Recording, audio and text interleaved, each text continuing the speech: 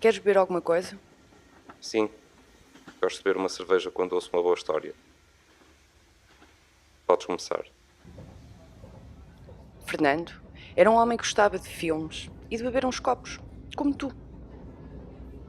Um dia, numa manhã de estonha de julho, depois de uma noite com os amigos, Fernando decidiu escrever um livro sobre cinema durante uma curta viagem de comboio. O comboio estava cheio de crianças entusiasmadas por irem pela primeira vez, naquele ano, à praia. Mesmo sabendo que as chuvas de julho podiam aparecer. Ao seu lado, um homem filmava a paisagem com um telemóvel. Enquanto Fernando ouvia aquele esterismo coletivo infantil, cansado da noite anterior, ao lado de um louco qualquer que filmava paisagens sem qualquer sentido, escreveu. O desejo de fixar o movimento perde-se na longínqua pré-história, confundindo-se com o aparecimento do género humano.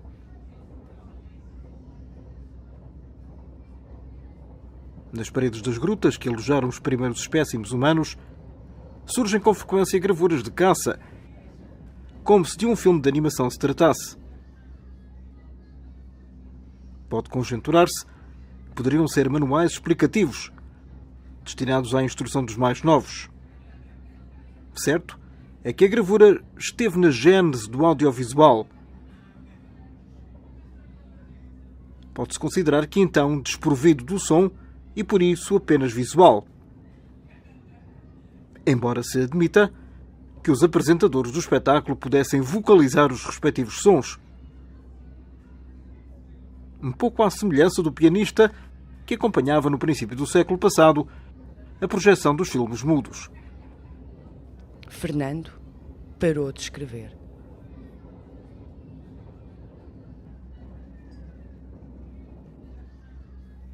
A histeria das crianças infiltrara-se no seu pensamento. Lembrou-se de quando era criança e logo a seguir de quando descobriu o cinema. Ainda não tinha 6 anos quando havia assistido à sua primeira projeção de Pinóquio. Se esta coisa do cinema me põe uma baleia a 1,5 palmos de distância, é isto que eu quero fazer. Fazer filmes. Fernando lembrou-se desses tempos com uma certa ternura. Esquecendo o barulho ensurdecedor das crianças, assombradas pelos ares quentes do verão. Do louco que não parava de filmar a paisagem sem qualquer sentido e continuou a escrever. Ao longo dos tempos, a vontade de representar o movimento foi uma constante.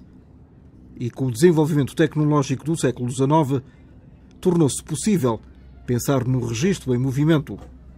A reprodução mecânica do movimento tornou-se então possível graças à invenção do cinema.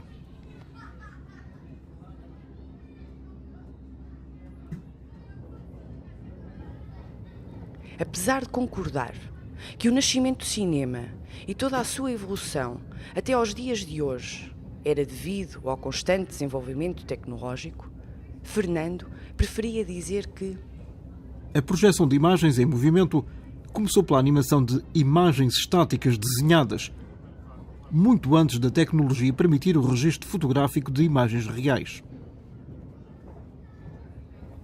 A técnica das gravuras chinesas, projetadas com o auxílio de uma lanterna, já anunciava o cinema.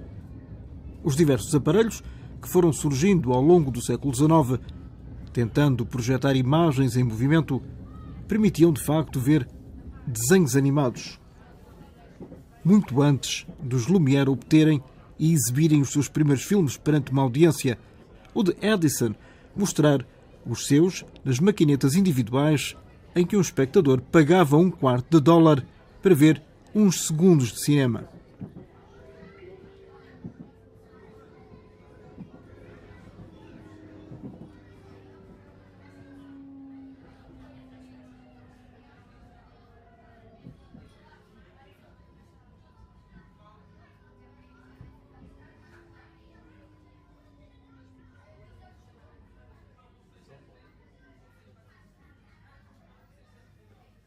Naquela altura, o comboio parou.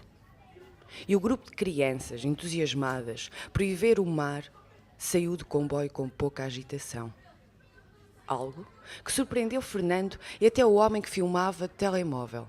Apesar desse, continuar a registrar a paisagem e as estações onde o comboio parava. Quando o comboio começou a andar novamente, Fernando foi invadido por um cansaço quente e acolhedor. O cinema nasce nos pequenos filmes.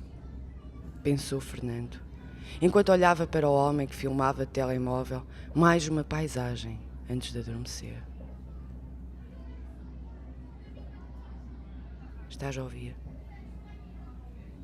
Não, não estás.